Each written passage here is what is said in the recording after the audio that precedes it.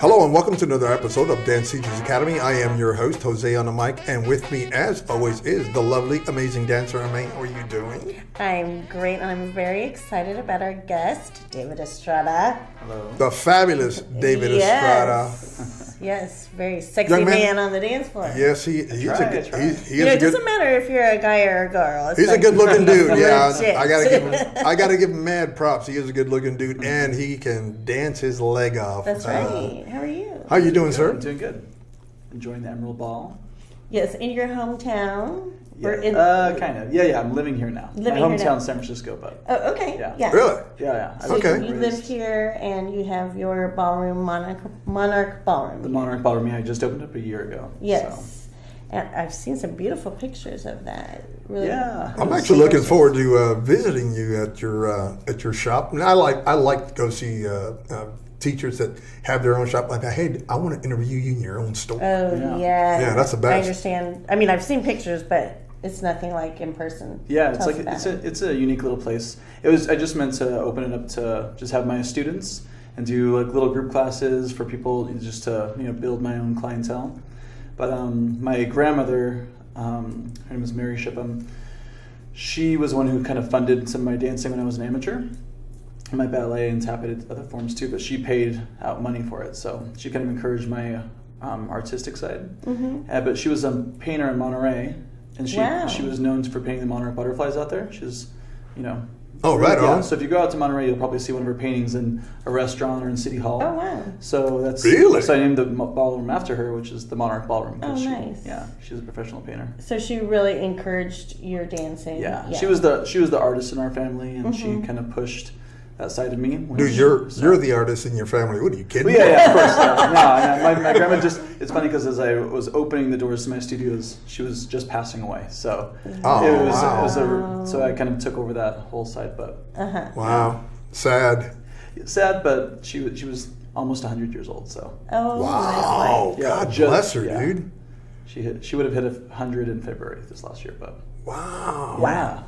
That's amazing. Yeah, but that's a good life. She was awesome. Yeah, that's a great life. We had a good relationship. So if you go into my ballroom, there's like green walls, plant walls with butterflies, rhinestone butterflies everywhere, big chandeliers. I put 3 down the main ballroom, but it's like a small space. It's 2,200 square feet, so it's like perfect for my.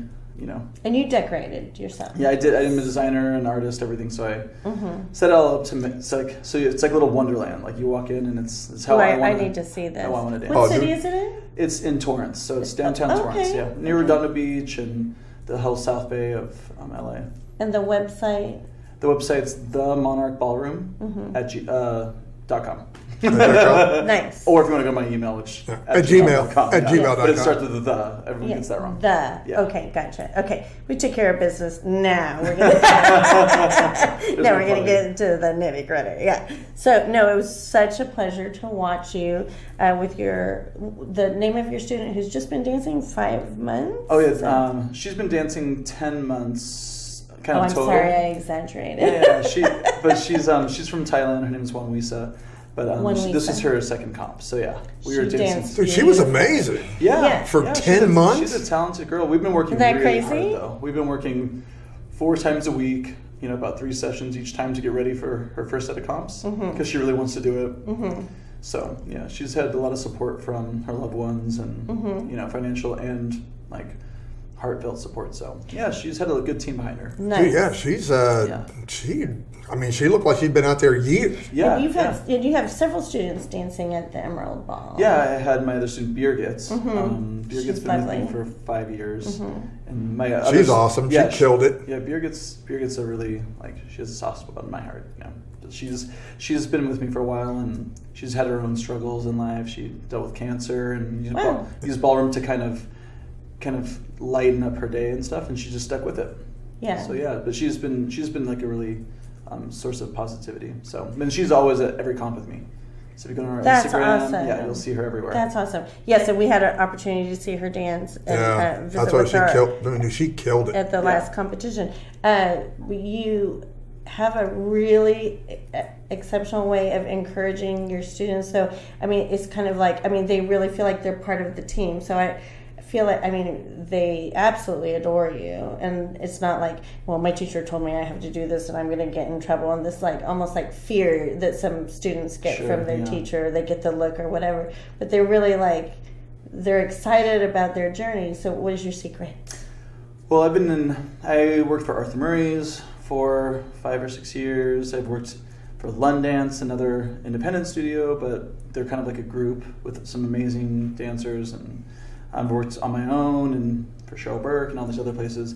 So I've kind of done the gamut of like treat the students like cattle, treat the students like people, treat the students like customers, treat the students like whatever. So I've kind of found my own little groove, and I just treat the students like humans.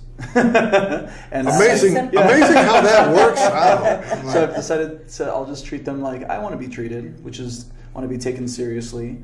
And I take them to my coaches, and I tell them, I don't try to throw deals at them and, try to swindle them into things. I just try to, just say, this is the price, and this is what you're going to get from it, and this is the experience you'll have, and this is how much I pay as a pro, and you give them the honest treatment, and they end up staying with you, and they feel like even though there's a lot of people involved, they feel like they're your partner. Yes, and they are. Yes. They're my partner. So when I walk on the floor with them, there's a trust that you're building. Exactly. Mm-hmm. I have to trust them, and they have to trust me. Absolutely. Yeah. Otherwise, it's this thing's not going anywhere. Yeah, exactly.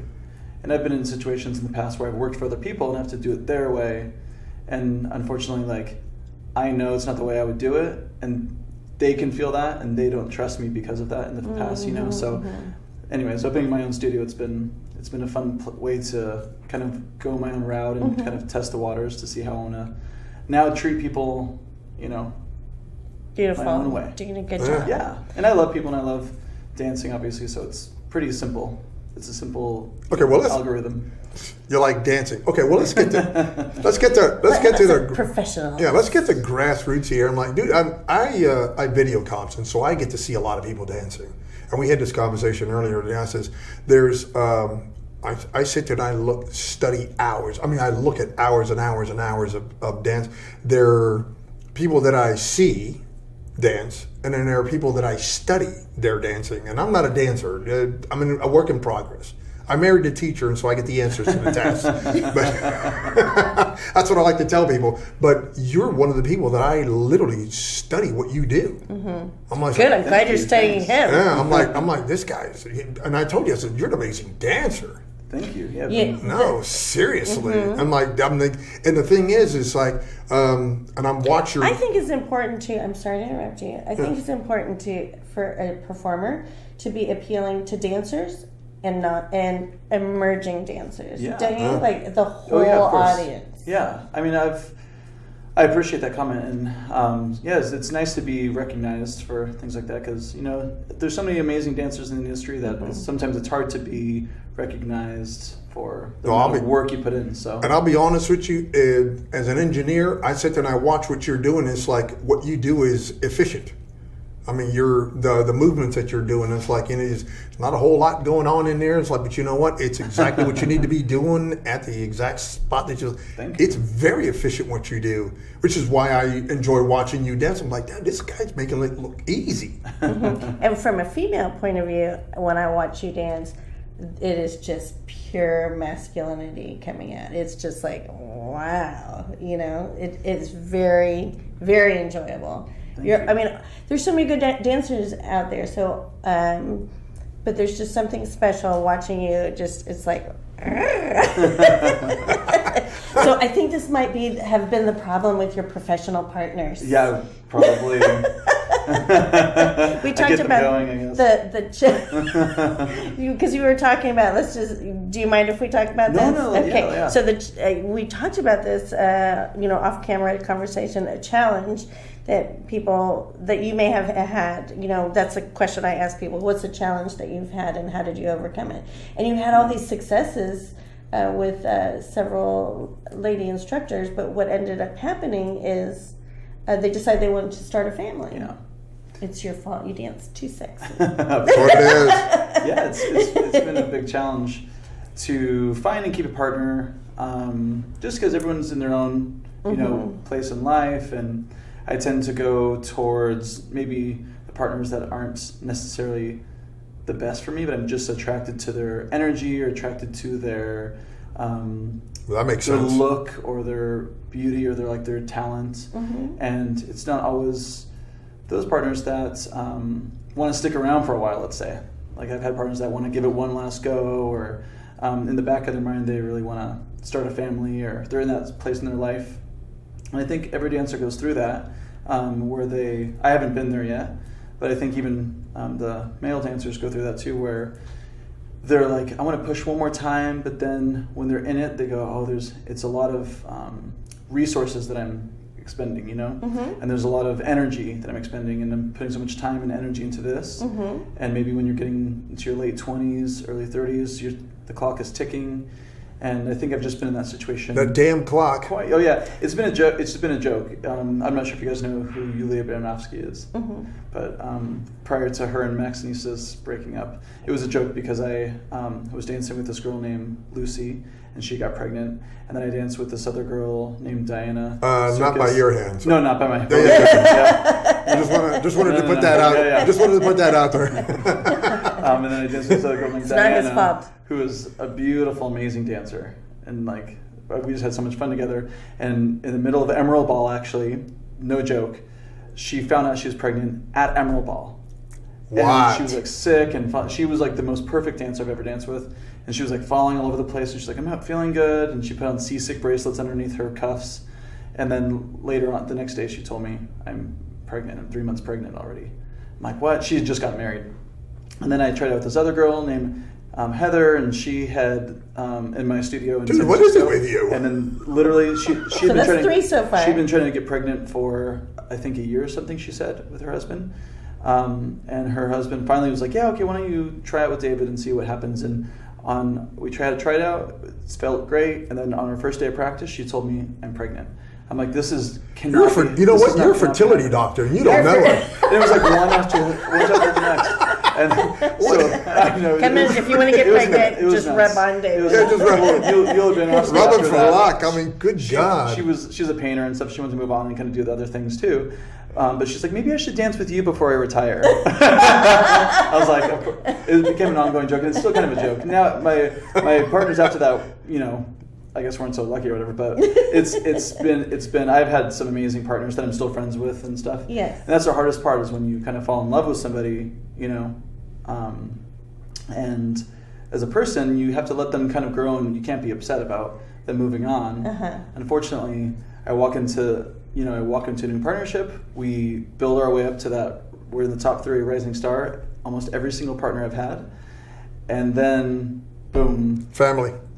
it's been an injury, it's been I'm getting married, it's been I don't want to spend the money. I've had a couple partners that have unfortunately had a death, either their mom or their aunt or something, a death that's pulled them away, or a baby, or there's always been something, and it's a really good excuse, every single one, but at the same time I need a partner. Okay, I was just going to ask you that. Are we still looking for Yes, it? yeah. You know what? I still have it in me. I do, have a fire. right? I have a fire. Oh, yeah. People always thought, they're like, maybe there's something wrong with him because, he's jumped from partner to partner. But I'm still friends with the majority of my partners, and we're still close. Anybody that looks at the history can see it. Man. Yeah, now okay, people are no, like, it's not him. Yeah, people are looking at me going, okay, I guess he's still around, and still, every time he walks out, he's in that final again, and he's pushing, and, Dude, you're an amazing dancer. I have my some girls, I'm just like, I hope they break up with their partners because I really want to dance with them. There's a couple of girls here tonight in the final. I'm just like, oh my God, they're so amazing. Yes. Yeah. What do you look for in a partner then? So you said they're just different things. Yeah. Right now I've had close to about 11-ish kind of tryouts already. But Okay. I'm trying to hold myself back from just jumping into a partnership at this point because I want to find someone that's really serious and has the financial backing and wants to work hard with me. Because it's expensive. Yeah, And doesn't want a family. It's longevity. Yeah. Yeah. And, well, even if they want a family, that's okay. Just not a baby right now. But like a husband or whatever. Go Get do a that dog thing. first. Yeah, get a dog. Or adopt. Adopt a kid. Adopt one, yeah, true. Keep your waistline for me, just for a couple of years. No, he didn't. we have to compete with girls like Tatiana. It's like, yeah, there's that. Girl is just Oh amazing. my gosh, yes. But it just, I want to find someone that's the right fit and the right drive. And I've done tap and jazz and ballet and Latin and rhythm and smooth and standard. I've done everything, and I've been dancing in this industry, since I was 14. And I did ballet and jazz and tap and stuff before. I did choreography. I've been in traveling dance companies. So I'm just ready for someone that has that same kind of, not necessarily the exact same background, but someone that wants to be creative with me. Because the worst part is when someone's just like, they're talented, but they just are waiting for someone to tell them what to do. Yeah, they're raw. It's a raw work there. Yeah. My last partner, Megan, she was an amazing. I think you guys saw me with her. She's an amazing dancer, and she's super creative. It's it's hard to kind of compare with that girl, but that's one partner that she had her own perspective and kind of way to do things, and we got to a level where people were really taking us seriously and giving us a lot of respect. Mm-hmm. And we created something that even I was surprised by, because it was, I'm like, wow, I actually love for the first time what I'm doing. Wow. We only danced together for about a year-ish. Mm-hmm. And unfortunately that didn't pan out, but now it set a standard for me of what I'm looking for. Sure. Good. So now I'm like... Some measuring sticks out there. Yeah, she's a beautiful girl. She did amazing things that I couldn't even wrap my head around. Mm-hmm. So it's, now it's like you touch something. You couldn't wrap your head around. Yeah, I mean, it's my choreography, because I always choreograph my own routines. It's my choreography, but she would take it to a whole nother level because she has her own perspective. Oh, yeah, her spin Which on I it. bet you loved that. It was so fun to see something that I created, and then someone would take it to the next level. Mm-hmm. I'm like, whoa, that's so awesome. And people know me a lot for my choreography. So even other pros have asked me to choreograph their routines for them, and other coaches have asked me to help them. And some of the TV shows have helped out do choreography for and stuff too. On the side, for my coaches, but it's fun when you get to do something and then people go, "Who did this?" And you go, "Oh, I did it." And then my partner is the one who did that. you know? She put the bling on it. Exactly right. That's what I want. That's what I'm looking for now. Is someone to kind of let me kind of create, and then they work with me. Mm-hmm. I love that. Yeah, it's hard to find though. It's hard to find because people either want to be told what to do or tell you what to do. It's not. It's hard to find a collaborative work in progress. So, and someone to grow with too. Someone to say we're not there yet. We have to push this. There's still some work to be done. Yeah. Yes. Wow. That's got to be hard to find someone with that give and take, because I'm sure there's a lot of male dancers out there that are like that, where they are one or the other. Yeah. Want to be told what to do, but also want to just tell what to do. And so it does have to be a collaboration. That's really the secret, isn't it? I think that's the hardest part. And I've had some partners in the past that might have said that I'm pretty pushy myself because I have a vision, right? I don't think I've ever been a partner that's a yeller or a thing like that, or hurts my partner's feelings, because I usually pick people that I care about and I want to see them grow too. But I do have my point of view, and I think that's the hardest part, is having two people with a point of view that want to share it. There's one partnership that I saw a long time ago.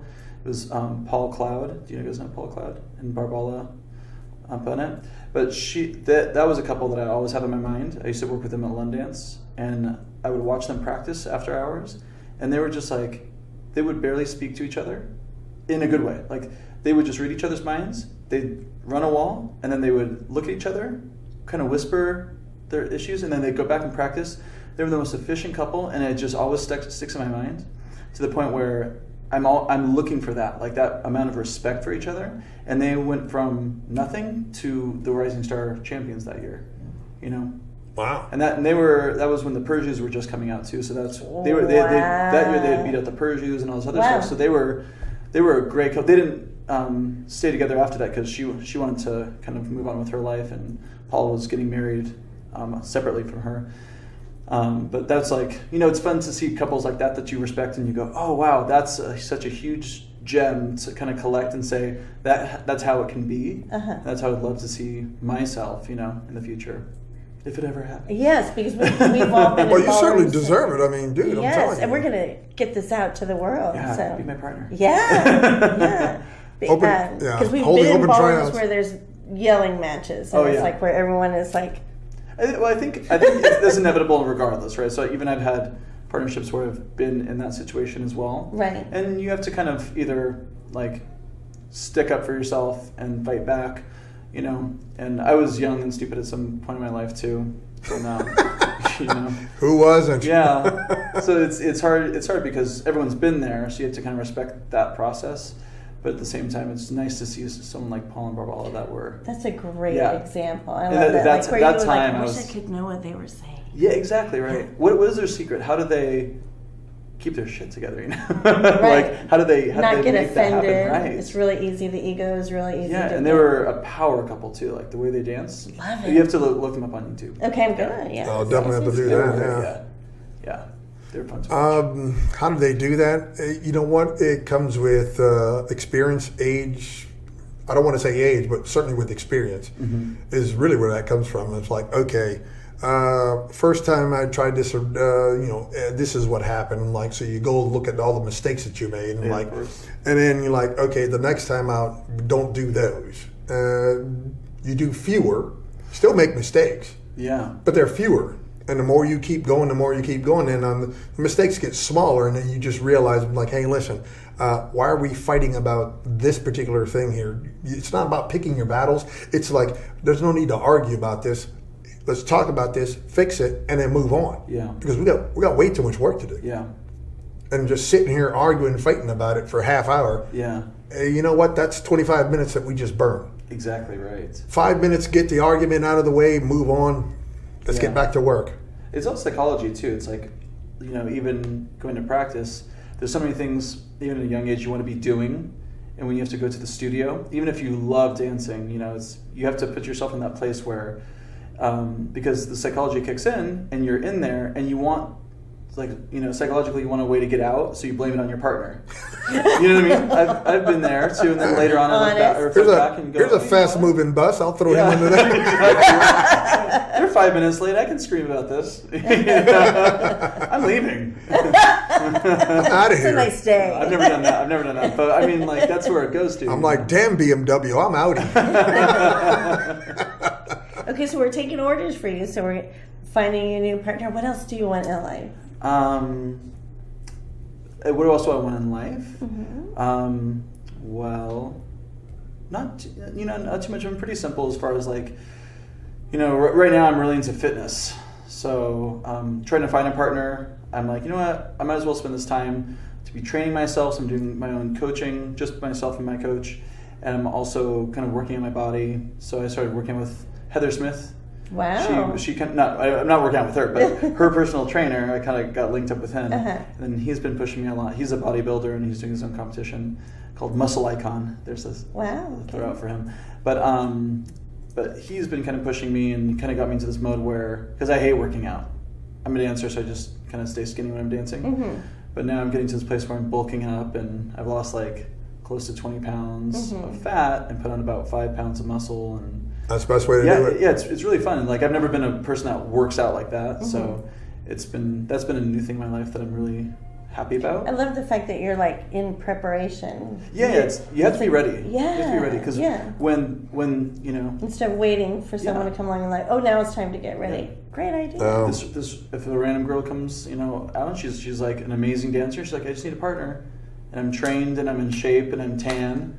I'm like, I'm right here. Come on, let's go. Right? I can do rhythm. I can do smooth. I can do standard. Yeah, the term is called idle but ready. Yeah, exactly right. That's what it's called. It's a great idea and a great example for everyone.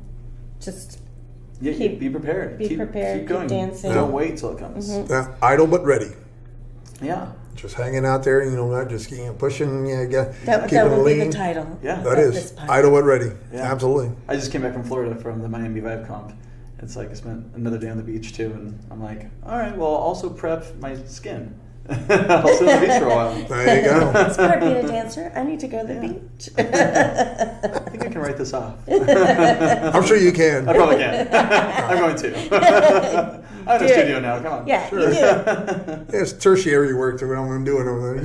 Work out here, do this. Oh, but I had the tans on. Got that resort. All right, brother. Well, I'm not going to keep you very much longer. I know that you're a busy man and you have things to do. Thank you for taking the time out to join us. I mean, it was great. Every time I get to listen to what you got going on, it's going to be awesome. So I know it is. So thank you for being here. Thank you so much. The lovely May. Thank you, Jose. All right, folks, we're going to let this young man go on. This has been another episode of Dance Teachers Academy. Thank you for watching.